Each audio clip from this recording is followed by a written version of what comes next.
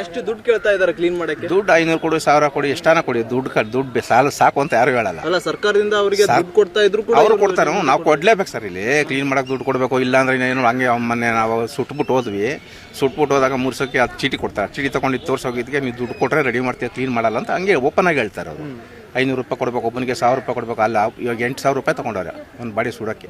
ಒಂದು ಬಾಡಿ ಸುಡೋಕೆ 8,000 ತಗೊಂಡವ್ರೆ. ಸರ್ಕಾರದ notice board ಅಲ್ಲಿ ಅಷ್ಟಿಲ್ಲ. ಯಾರು ಕೇಳ್ತಾರೆ?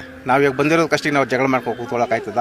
ಅದಕ್ಕೇನೋ ಮದುವೆ ಅಧಿಕಾರಿಗಳು ಯಾರಿಗಾರ ಒಂದು ಇದಕ್ಕಾಗಿ ಒಂದು ನೋಡಿ ರಿಕ್ವೆಸ್ಟ್ ಮಾಡಿ ಮೇಂಟೆನೆನ್ಸ್ ಮಾಡ್ಬೇಕು. ಯಾರು ಮಾಡೋದಿಲ್ಲ. 8,000 ರೂಪಾಯಿ ಕೊಟ್ಟಿದ್ದೀವಿ, ನಾವೇ ಕೊಟ್ಟಿದ್ದೀವಿ. ಹಾಗಾದ್ರೆ ಇಲ್ಲಿ ಪ್ರತಿನಿತ್ಯ ಎಷ್ಟು ಜನ ಸುಡ್ತಾರೆ? ಸುಮಾರು ನನಗೆ ಗೊತ್ತಂಗೆ ಒಂದು 40 ಜನ 50 ಜನ ಗಂಟೆ ಸುಡ್ತಾರೆ.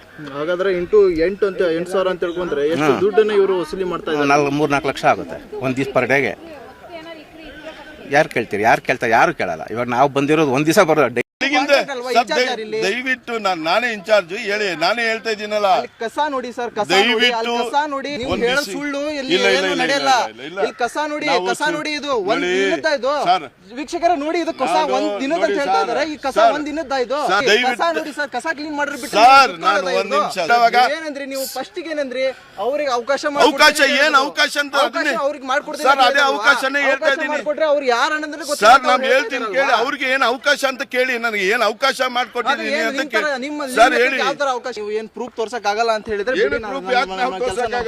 ತೋರಿಸಿ. ಮತ್ತೆ ಆಗ್ಲಿಂದ 1 ಅವರ್ ಆಯ್ತು ನಾನು ನಿಮ್ಗೆ ಹೇಳ್ತಾ ಇದ್ದೆ. ಸ್ಲಿಪ್ ಎತ್ಕರಮ್ಮನಪ್ಪ.